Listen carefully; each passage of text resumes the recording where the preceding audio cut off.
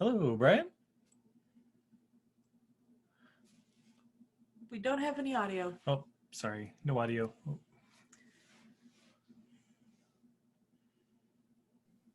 Oh, there we go. All right. There we go. Okay. Hello. Hello there. Hi, how are you doing today? Now, can you see me? No, Or I am we but can't an see avatar. you, but we can hear you at least. That's a good start. Yeah.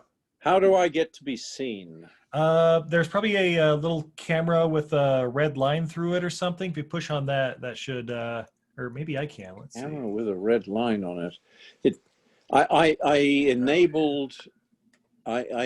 Start video. Okay. Okay. Yeah. Okay. There we go. There we go. Not the most flattering angle, really, but that does wonderful things to my gizzard. Steve, Yes, switch back to the other camera. we were playing the Considerable we were gizzard. doing that a little earlier too, so no Yeah. worries. Anyway, we are here in the wilds of Oregon. Ooh, very nice. Yeah. Whereabouts in Oregon, if you don't mind me asking? Sure. It's about an hour out of Portland. Scappoose or St. Helens are the nearest towns. Trying to align myself with the camera. Anyway. You'd think I'd know these things. Yeah, it's I'm on 2.5 acres. And the deer come to visit every day, and I chop them apples and talk to them. They don't say much. They're usually pretty quiet, yeah. Yes. And you are in North Carolina. Oh no, actually, we're in Utah. We actually very similar out the window if we could show you here, but yeah, we're in the like a little ski town up in Utah. So yeah, we have deer path going right through our yard and stuff too, and nice little rabbits that hide wherever they can. Yeah, it's pretty sweet. Yeah. Well, that's great. Now, is this going out just as audio when we start? Yep. No pictures. Okay. Yeah. Okay. So I don't have to get the book and flash it in front of people. You mean this book, Adventures in the Bee Movie That Trade? book. Yes. By the way, I didn't expect it to be 600 pages, but I'm already like well into it. Like it's amazing. Your life story essentially. It's pretty amazing. Well, I think if I just kept going, I could have written 1,000, but I thought that would be really too much for people. And of course, 200 of those pages are illustrations. That's the best part for me, because I'm not much of a big reader, but I mean, with the pictures interacting. I'm writing about the visual image and in recorded entertainment, and so you've got to have images. So I realized that.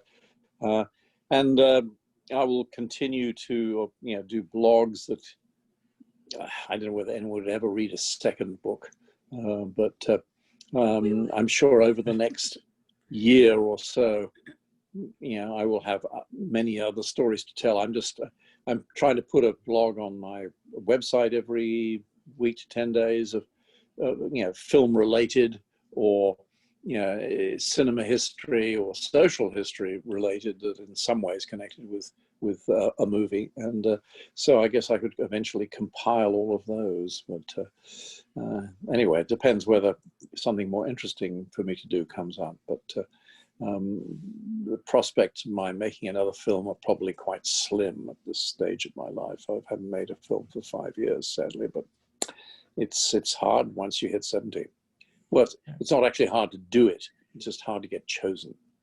Yeah, how to get chosen, and I assume it's just a taxing job as well, just kind of running everything for what 30 to 60 days, depending. And it is challenging, but that's the whole point. And the challenge is exciting, and would I want to be doing it? Well, if you're on a series. And for some reason you have agreed to be the alternate, the rotating director. So you're either prepping and editing what you shot, or shooting the next episode while the other director does his turn, and that goes on for close to 9 months. I guess that could be yeah, a little wearing. Yes, But I prefer the sort of the high intensity, you know, short, you know, military campaign, and after which you can sort of relax. And till the next campaign, which immediately you start worrying about, because will I have another next campaign? You always wonder whether each film is going to be your last. Absolutely. And, Now, and I'm sorry, my apologies for people that are just listening to this audio. This is the great director, Brian Trenchard-Smith, who's joining us. you can't see his name. Thank you. On the, Sorry, I Zoom didn't chat. realize we'd started. Jolly good show. Okay. So how many people do you reach with your, you know, your podcast normally? Usually a couple hundred. Like we're not huge, but it's a couple hundred people who just honestly just love movies. I mean, we you said you listened to our show a little bit. We have a genuine love for a wide range of movies, and you know, to have the director of you know such a wide range of movies, from like The Man from Hong Kong to Leprechaun in Space to Drive Hard, which we actually watched last night, and I didn't even know that movie existed, and I'm like, it was pretty amazing. It's everything actually. Steve wants in a movie. Well, it was pretty amazing for 18 10-hour days, I can tell you. But so that's a part of the challenges of making movies. But you embrace the challenge, and you think, well, okay, this is the straitjacket I have to live in for the next, for this shooting period. I've got to maximize every minute of every hour of every day that the cameras are turning. And so how do I generate well, how do I generate as much drama or comedy or action excitement in that time, and create as many interesting images with which to tell the story, because that's the name of the game. You're telling a story with the camera. And that's my passion. I see life through a wide-angle lens. Yeah, and that's kind of a running theme through a lot of your movies, where it's a mixture of, I mean, you have the incredible stunt work and action and explosions and all that, but also a great humor and satire, and then just great performances from the actors and stuff. Like, is there? I mean, are there like movies that you grew up with that? I don't know, you kind of use like an example of like what kind of guided you towards that, or? Well, I mean, I always loved movies as a child, and we did get television before I was 7. Sort of unheard of these days. Thinking you didn't have television before you were 7. I was playing high range video games when I was 7. That's what today's kids say. But Twitch channel or something. Yeah. Yes. Well, no, so the movies that influenced me, and therefore the movies I wanted to make, tended to be these large scale epics. My only epic has been Megiddo, Omega Code 2, which is the closest I've come to an epic. But I always liked spectacular films and films with lots of action and lots of visual dynamics, because that's what the movies are all about. You go into a darkened room and you get transported into another world, and you theoretically come out unscathed, and you have vicarious excitement at the second hand with the various happenings that you watch. And from the early Nickelodeon days, where people sat on benches and looked at the flickering image on the screen, and sometimes somebody made sound effects or played the piano to accompany it. It just hypnotized people, and people rapidly became addicted to that window into another world. And I've become addicted to wanting to create that window, or my own kind of window with maybe a strange colored gel over it. I don't know. But I mean, So early films that influenced me, obviously I was entranced by Hitchcock's telling of various murderous tales. I loved this spectacle of Ben-Hur, the Ten Commandments, Spartacus, El Cid, Fall of the Roman Empire, all those 60s, 70 millimeter epics, which my father would take me to the opening season of whatever at one of the big theaters in the West End of London, where they had these huge panoramic screens that basically covered your entire field of vision, even your peripheral vision. I mean, if you sat in the middle of the very first third, of the seats in the stalls in the Cinerama Theatre in London, you were in the sweet spot where the beams from the 3 interlocked projectors crossed just over your head, and your peripheral vision was entirely encompassed by the screen. So when you went down that, and I recall seeing, How the West Was Won in that 3-screen Cinerama with the slightly wavy joins between the screens, but you soon sort of, you blotted that out. Your mind quickly sort of united the screen. But that was quite something, going down the rapids on this, raft made of logs in How the West Was Won, if you've seen that sequence. And certainly the whole train robbery sequence was quite something. And the buffalo stampede sequence, the roaring over your head, was quite something. And when you saw it in Cinerama.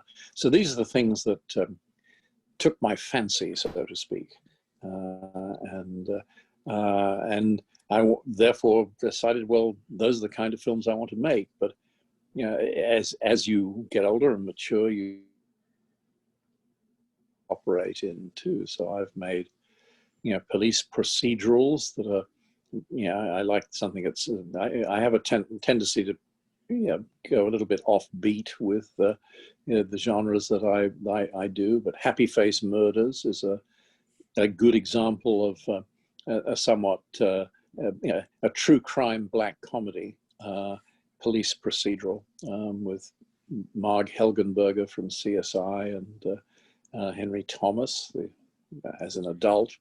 He's been in 2 of my films, but he was the kid from E.T.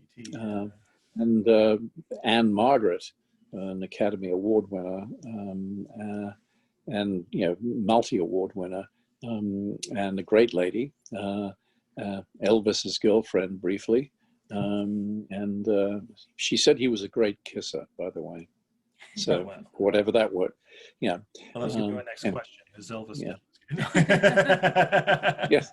No, Elvis is not here, sharing a cabin with Bigfoot in Oregon, sadly. And I'd love to go listen to him sing, both of them, in fact. Just harmonizing and yeah, that would be something. Now there's a music video for you. So I try to reflect my love of genre, my love of the process of filmmaking, which is like, one image at a time and not necessarily in the order that they're going to play in the movie.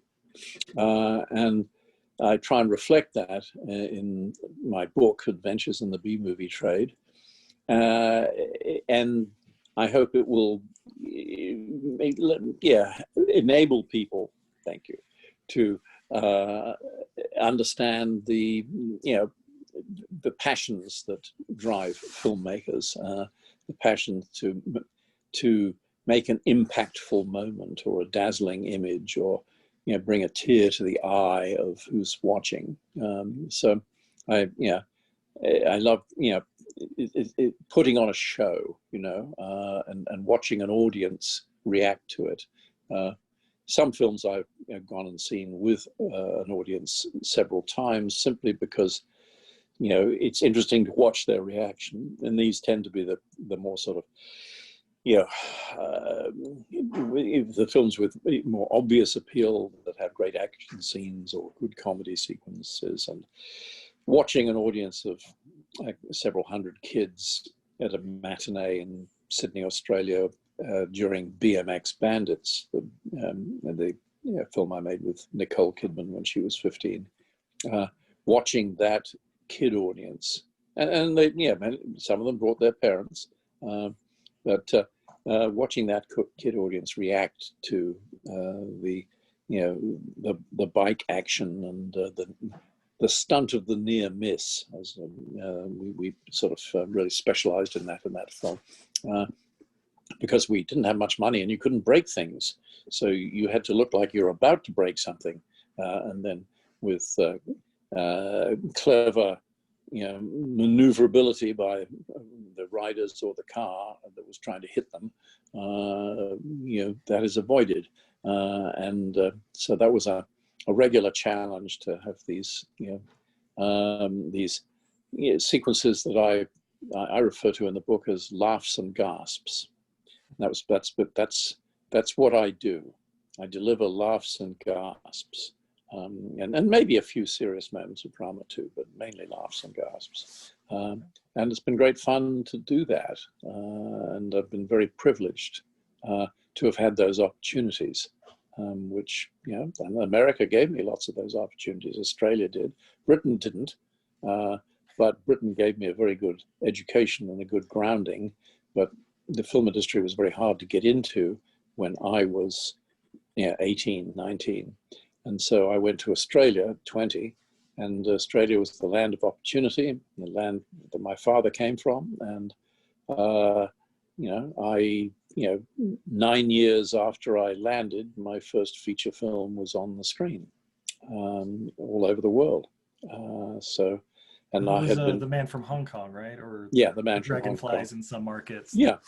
I'd had my first directing credit in 1970 when I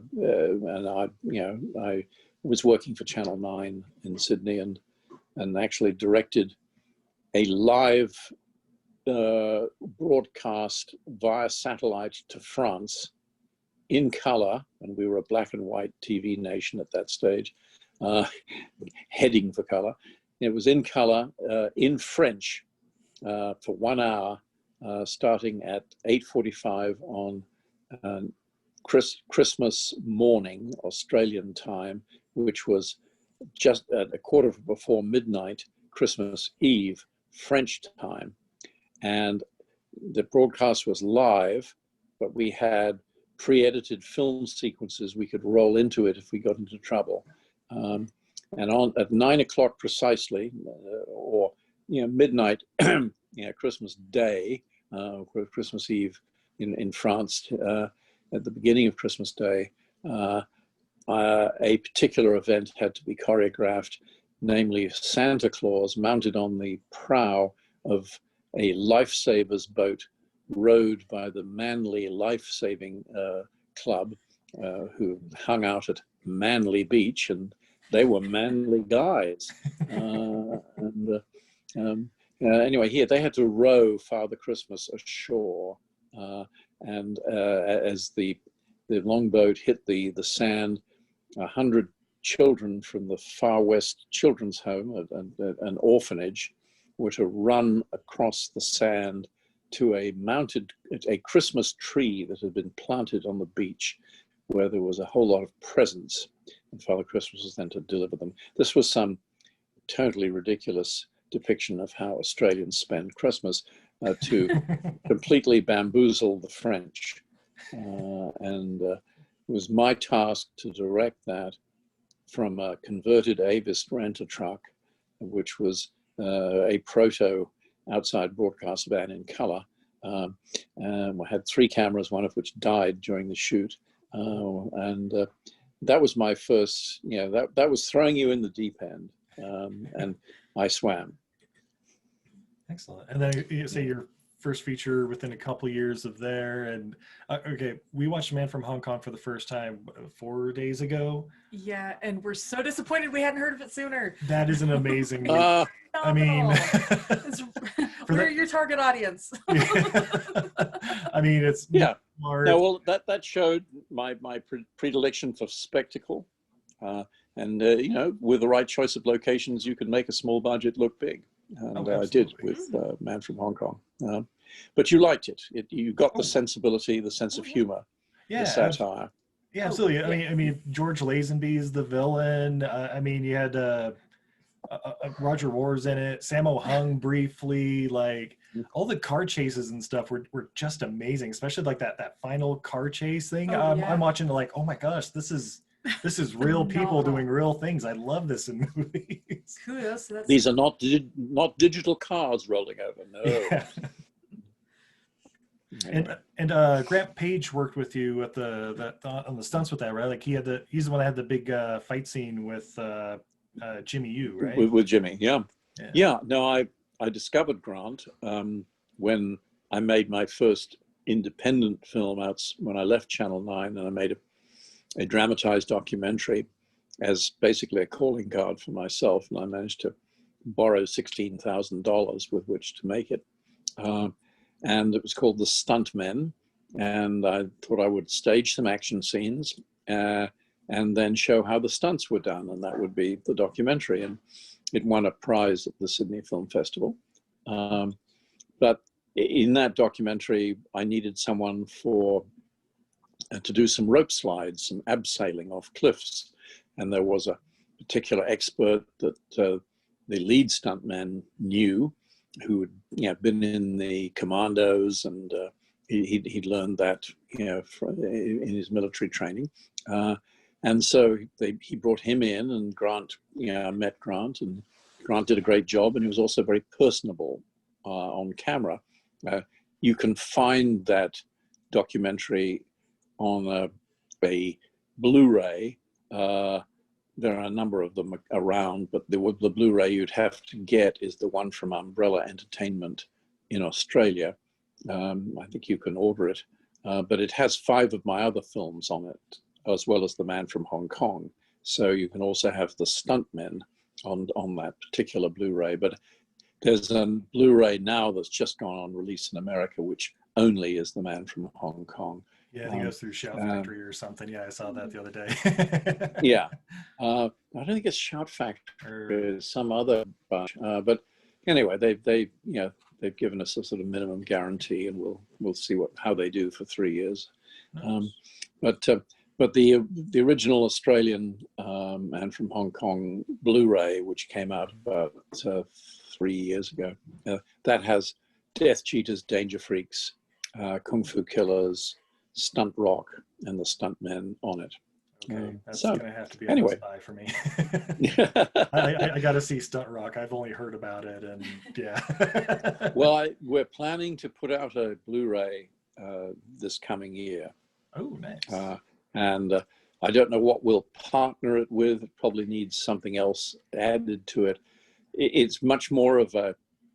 I mean, I can get the thing made in Australia, but therefore there has to be something to get the Australian audience who are less familiar with stunt rock, believe it or not, than the American audience, where it became a cult favorite long after its 2-week season in Australia died because it had no promotion, but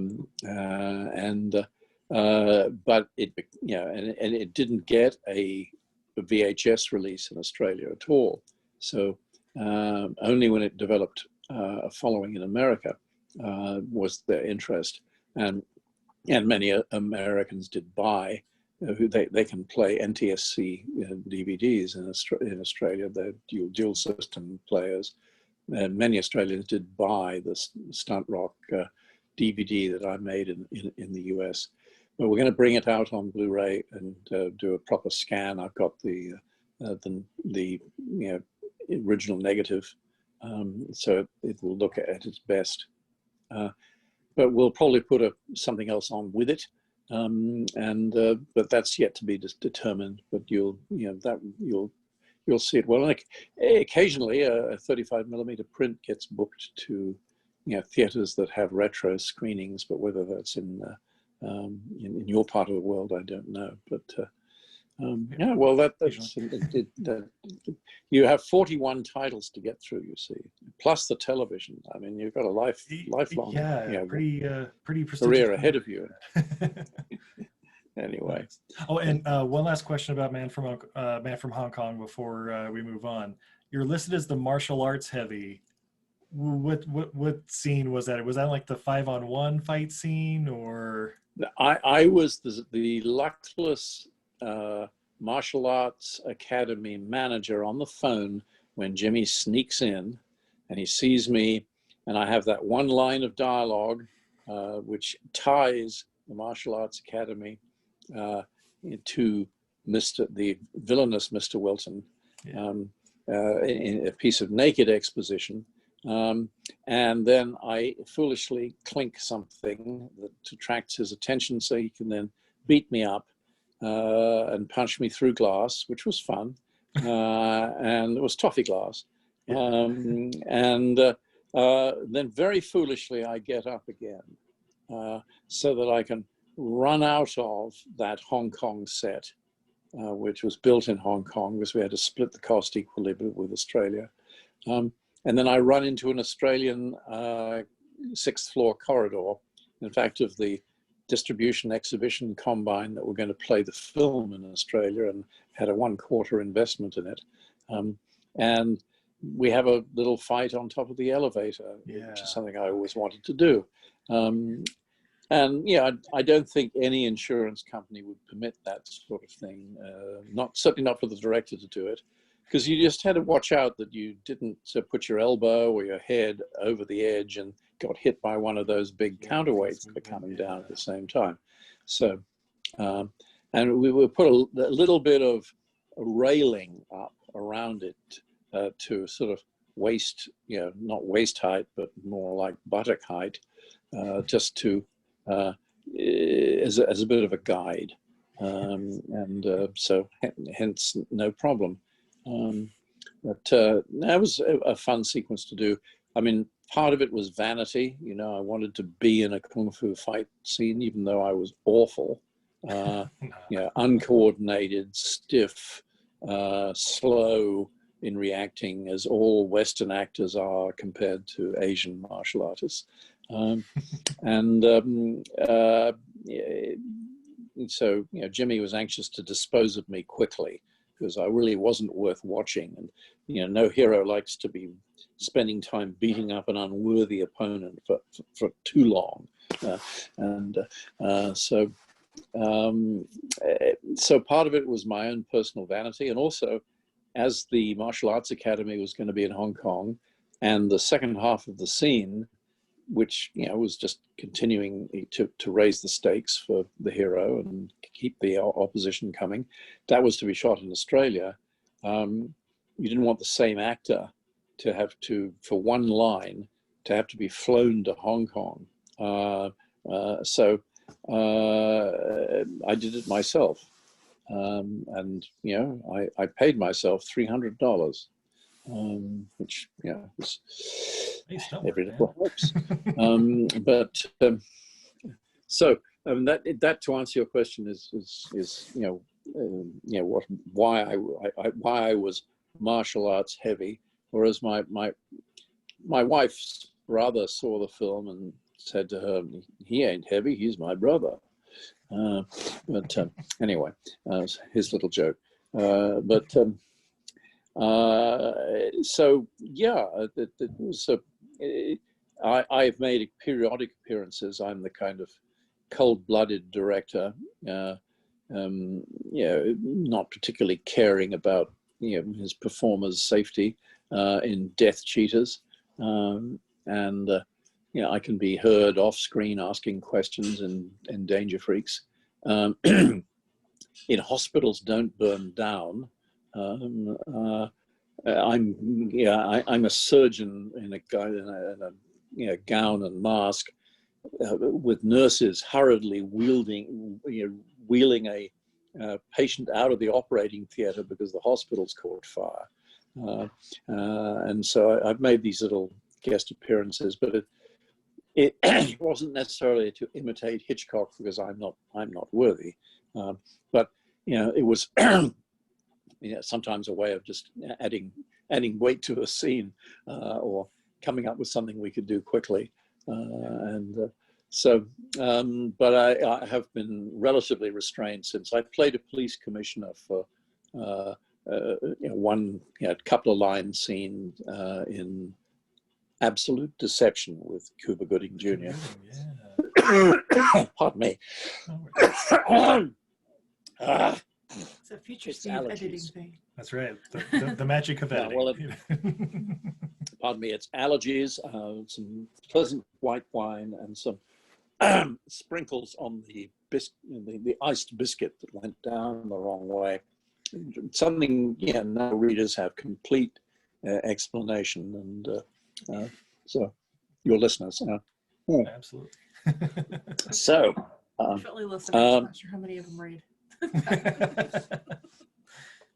Nice. And I get another one like we just love is Turkey Shoot. Oh yeah. But I understand the filming of that movie was kind of chaos with like budget cuts and everything at the last minute. How was shooting that movie? Well, it was difficult and stressful, and it was pretty obvious to everybody what was happening. And everyone had signed on to something bigger. So there was a level of disappointment, shall we say, that was in the air. And you have to try and keep people's spirits up and still think around the problems. I originally had a 94-page script, but then the first 15 pages were deemed to be too expensive. And furthermore, a 4-page helicopter chase was considered to be expensive. And the actor who was to play the helicopter pilot wanted $50,000 because he was a major Australian name. He was a TV, he was like the Tonight Show compere of Melbourne. Oh. And it's stunt casting to have, and he had some great one-liners to spit out from the helicopter.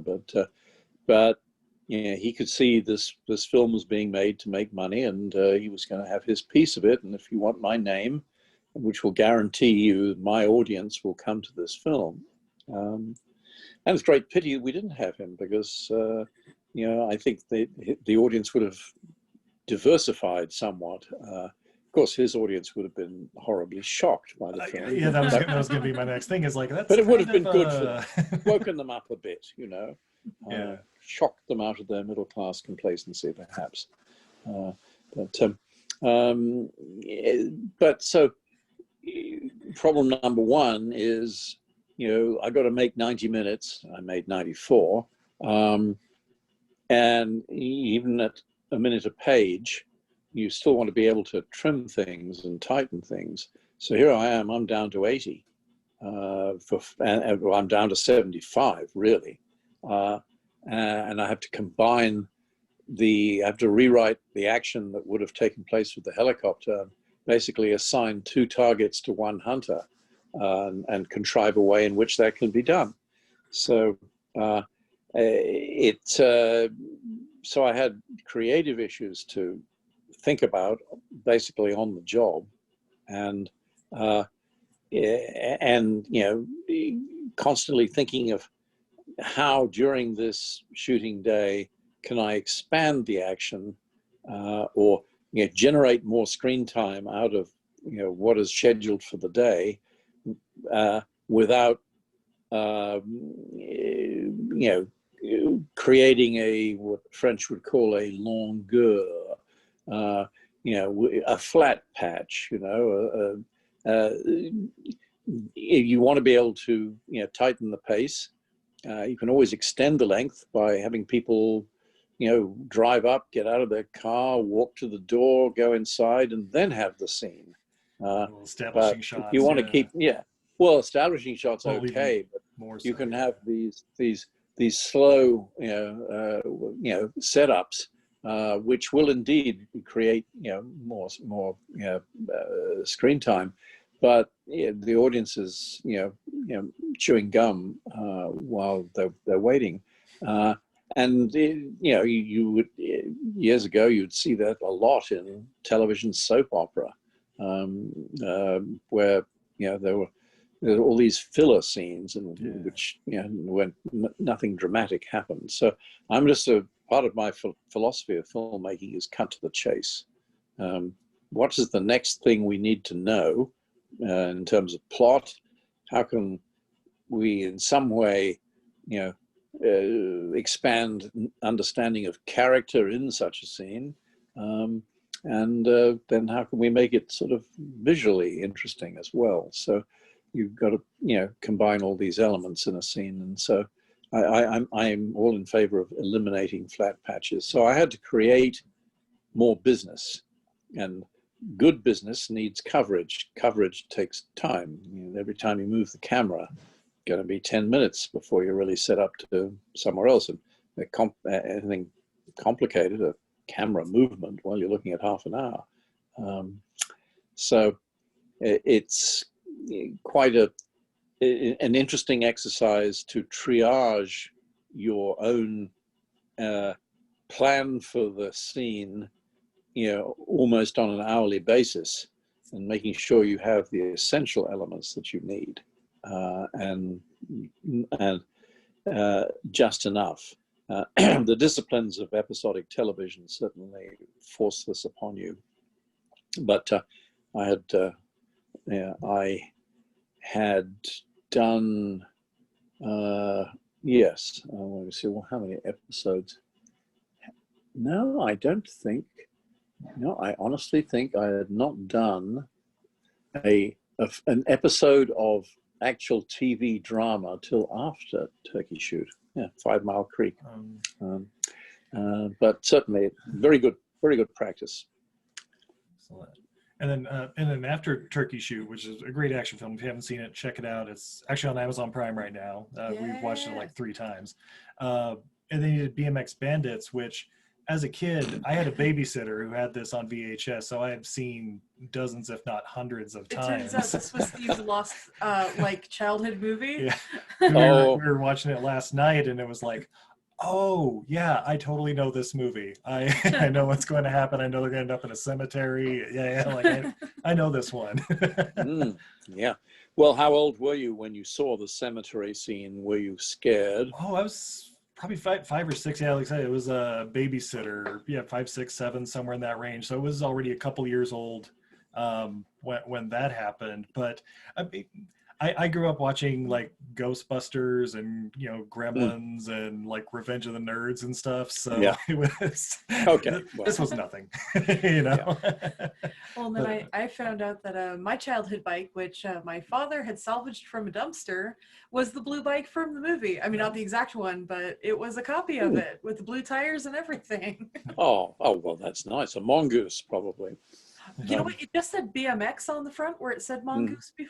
So it was probably a knockoff, which is probably why my dad found it in a dumpster. But he hammered out the dings, and I rode that thing for years. Well, good. No, BMX has reached an awful lot of people. A lot of kids, wore out the VHS till it wouldn't play anymore.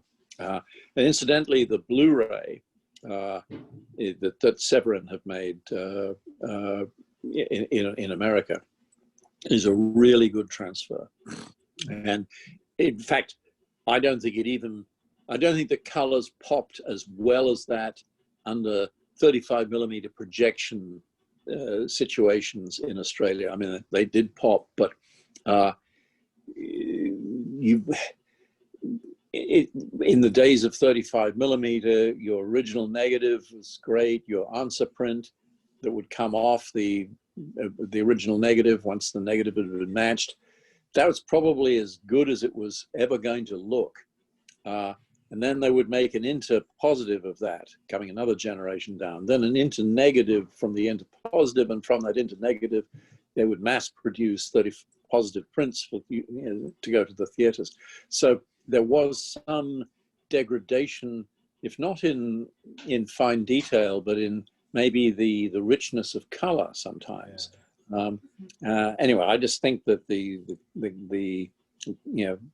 latest Blu-ray of BMX Bandits is the best I've ever seen it. Nice.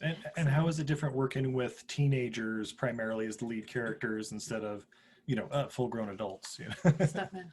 Well, stuntmen I mean, and such, yeah. quite easily if you simply become your inner child, which you then calibrate possibly to the age of the kids that you're dealing with. Well, I mean, not to be patronizing to them, not to,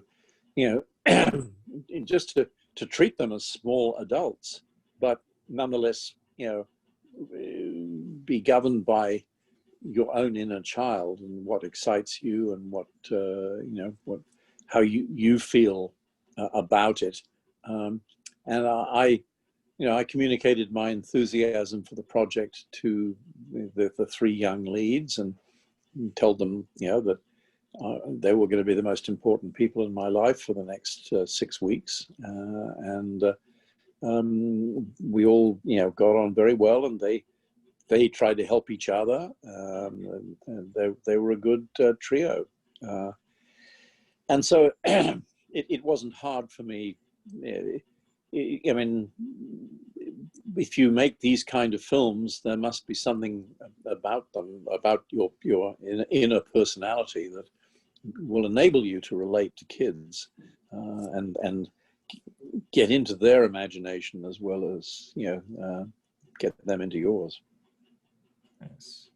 Excellent. And then I guess basically from BMX Bandits, you did like the quest with Henry Thomas, who you mentioned earlier from ET, and then like Dead End Drive-In, where I mean you made a world record stunt jump at a truck. Yeah. How that movie is a great little post-apocalyptic, just kind of over the top kind of movie. How was it making something like that? Well, it was what I always like to do, and I like a little bit of over the top. I'm a bit over the top. Let's face it, and I say so with pride. And so, I mean, movies. I mean, movies can be dour and grim and have a message for mankind, and I like some of those too.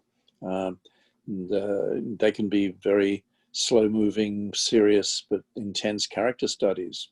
That's, I like those too, but I don't think I've ever made one. I like things to, be maybe a little, I mean, realism is all very well, but heightened realism is more fun. So, I mean, what I wanted to do was to make a political allegory with Dead End Drive-In, where the drive-in was basically representing society and its many levels of society. And there were those that were kind of the ruling elite within the drive-in community, and there were, they all had their little subcultures. We even had a big sort of upturned combi van with water in it as Club Med, and people were swimming in it. And so there was, you saw a diverse society had developed within the drive-in. Of course, it was a white society. And of course, once you start shipping people of a different color, and therefore people who are therefore less entitled to the good things in life than you, well, then there are going to be problems in that society, aren't there? So that was the subtext of the story was important to me, and the racism that is just on open display, which were a couple more racist scenes in the Australian version, but it was just too much for the Americans. They couldn't stand. They thought, ouch, this is too much. No. We'll think we're propagating racism. Even back in the 80s when movies like Soul Man were on top of the charts. Yeah. No. Well, for people to be uttering the kind of racial slurs that they were in the cafeteria scene, for instance. That was yes, yeah, I could kind see of an early MAGA rally, really. That scene, but the Americans cut one of those speeches, which had to do with eating horse piss soup and things like that, which of course is something that the Vietnamese refugee boat people, they were saying, this is what they do. But it's interesting how prescient some of those things are. You have the lead spokesman, has saying, what about our women? What if one of these zipperheads wants to rape one of our women? And you get Trump saying Mexicans coming over the border, they're rapists, they're thieves, etc. So the same racial button pressing that has always gone on to pejoritize the other, so I thought it was important to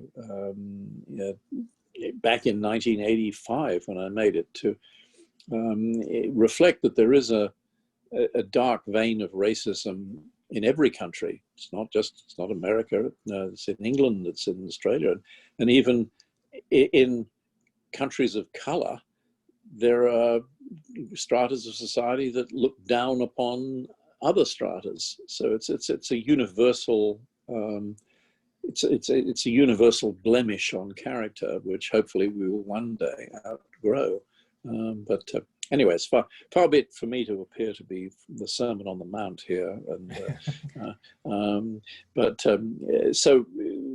I think what I'm saying is that if you make films that are a little over the top, a little garish, and a little wild in their ideas, you can seed a more serious idea running underneath, and that's what I tried to do with Dead End Drive-In and a number of other films.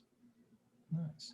And you mentioned, unfortunately, it's been a couple of years since you've done a movie. Is there like a dream project or something you would do? Like, let's say studio comes by $100 million to do your dream project, or is there like a franchise you want to jump on? Or well, several, obviously, but I do mention the ones that I really like to make in Adventures in the B-movie trade. One. Yeah. For those of you just listening, like I said, I'm only this far in, and I'm like, I've got to finish this book. It's fantastic. Like you just got to Australia. This was his Christmas present. Yeah.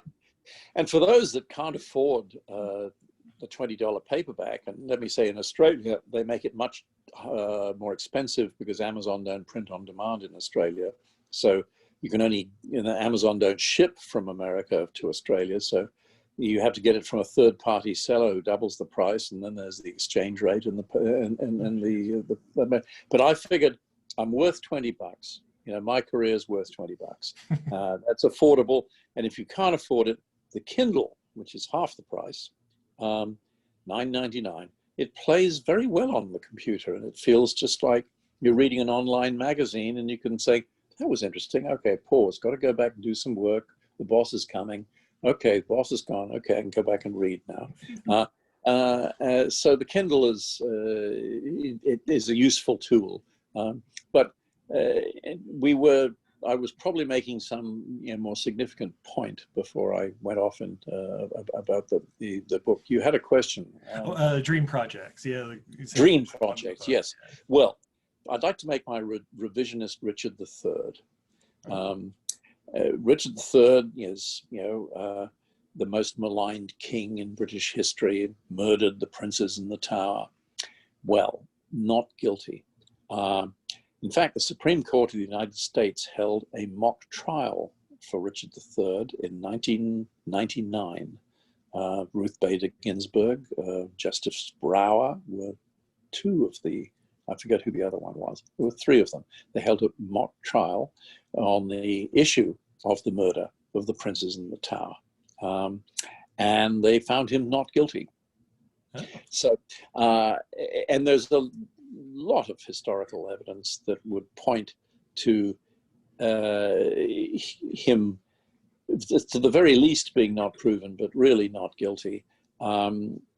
and but Shakespeare has enshrined the myth in truth because of the quality of his drama, and of course he was writing in Tudor times, and you better sort of toe the line, because that's how the Tudor dynasty started, when Richard was killed on the battlefield. But he was a reformer who angered the church. He angered the lords because he wanted to reform the law and make it possible for lords to be punished. And there are many things that he was trying to do to make, to create greater justice in England. But he had many enemies, and eventually they were, and he had half the treasury stolen by the outgoing regime, so to speak, or his.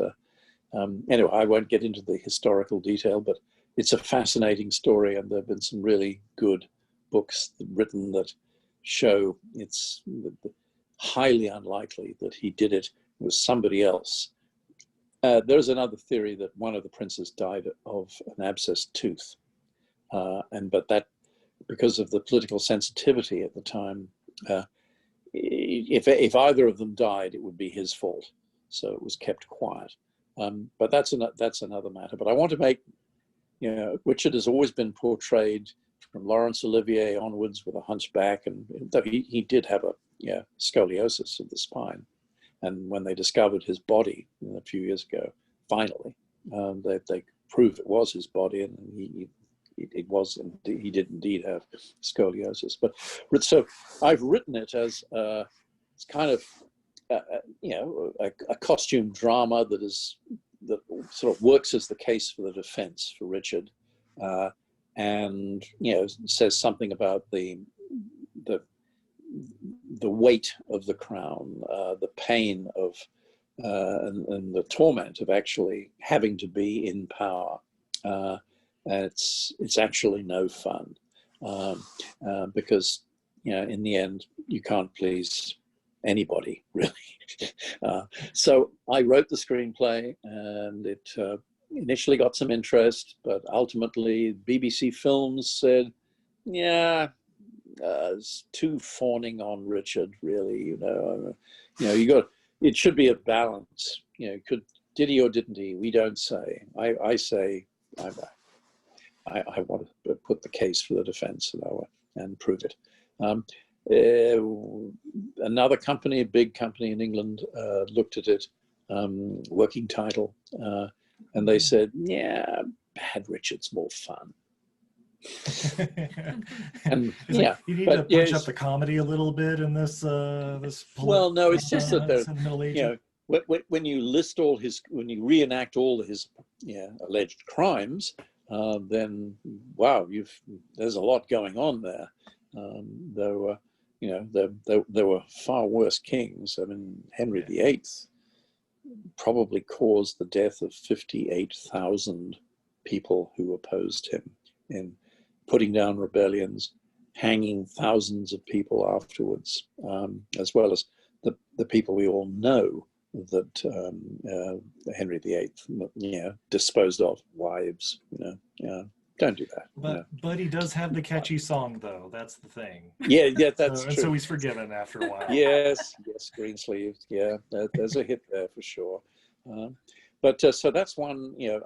It's like an epic with battle scenes and a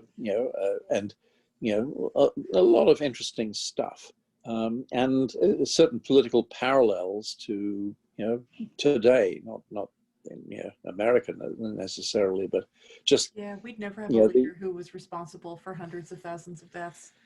Yes. Yes, indeed. What can you say? Or found not guilty. Yes. And pardoned himself. Yeah, indeed. Proud. Yes. Well, anyway, hopefully not half your listenership is turned off now. They're used to us. Yeah, not our listenership. Okay. No, well, I would imagine not. This is how we maintain that nice small fan base. That's sure. that in North Carolina, or in Utah, yes. Utah. Oh. Yeah, in Utah, of all places. Yeah. Well, hey, yay, Romney, I say, coming out and calling it like it is, and give him credit for that. I don't think he would have made a great president, but there again, none of that bunch would have done. And let's hope we're seeing a gradual changing of the tide, and where governance has to be more responsive to people's needs. I mean, the last few months, well, the failure to pass this bill, the length of time it took to even come to this paltry amount, it's just indicative of how ineffective and how uncaring people who earn their living, being our economic and security managers, how ineffective they are, and they all need to be replaced. And this will hopefully gradually happen. And the sky will not fall. The Sharia law will not be announced in Utah, and European socialism will not be mandated in North America. No, these are all just traditional propaganda tricks. No, but change is slow. It will be much slower than progressives like ourselves will want, but it will come. But back to dream projects. World peace would be a dream project, yes. My wife is waving at me, but I won't turn the camera on her right now. She's fled into the cover. Yes. Well, she has a Zoom teaching event coming up shortly, so she is changing into her teacher's garb, which is very colorful. Probably the most colorful PhD. But there again, she's teaching middle schoolers and high schoolers by remote to go for a Korean learning center in Los Angeles, because they're very short of remote teachers. Anyway, no, she's a remarkable woman, as you will discover by reading the book. Now, back to dream projects. You're aware of Adventures in the Movie Trade by Brian Trenchard-Smith. Available on Amazon. They can ship it like good on your queue. But you are aware, of course, that I've written another book. Oh. And it's called Alice Through the Multiverse. Reading it down. Okay. You'll find it. You go to Amazon, you look for books by the same author, and you will find it there. It's just a paperback without illustrations, and it is Kindle as well. And I published it a couple of years ago, and it's a ripping yarn, a paranormal thriller that spans, the 16th century and present day simultaneously. It's like Game of Thrones meets Jason Bourne on Freaky Friday. And it's centered around an 18-year-old history student who finds herself back in the 16th century, and her 16th century counterpart has taken her place. And they're both kind of confused by what has gone on. And both of them find themselves in the middle of political conspiracies of their age. So it's my hobby horse again. So if you want a ripping yarn with a strong female protagonist, Alice Through the Multiverse is for you. And so I got some interest in it initially, and the book went to 20 production companies in Los Angeles, all generally with stars behind them. And 19 of them said no. And one said, maybe, yeah. And I'm picturing they had a deal starring Millie Bobby Brown in this, just on the pitch. So yeah. I mean, that's right. It would need to be cast with someone just at the cusp, or a complete unknown. But it needs to be someone who's definitely not over 20. And so often these teenagers are played by experienced actors in their early 20s. But so I wrote a 9-page outline as to how it could run 3 seasons. And I wrote a 1-hour pilot that took us up to a chunk of the book, but the opportunity then to expand through all the supporting characters' stories. It just got the thing going. Now you've met everybody. Well, let's find out more about these people. And so that was what I wrote.